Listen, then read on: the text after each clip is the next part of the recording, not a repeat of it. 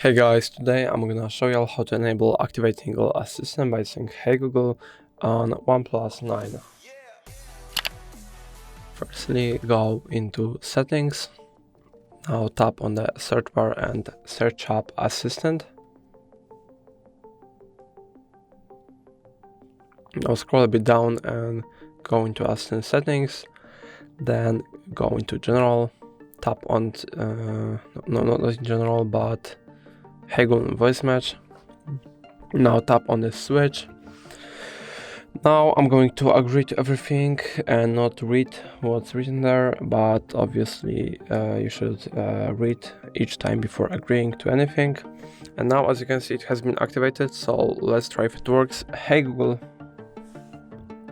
Hey Google. Hey Google. Oh, it worked. So that's going to be all. If I helped you, please leave a like and subscribe. And if you have any more questions, let us know in the comments.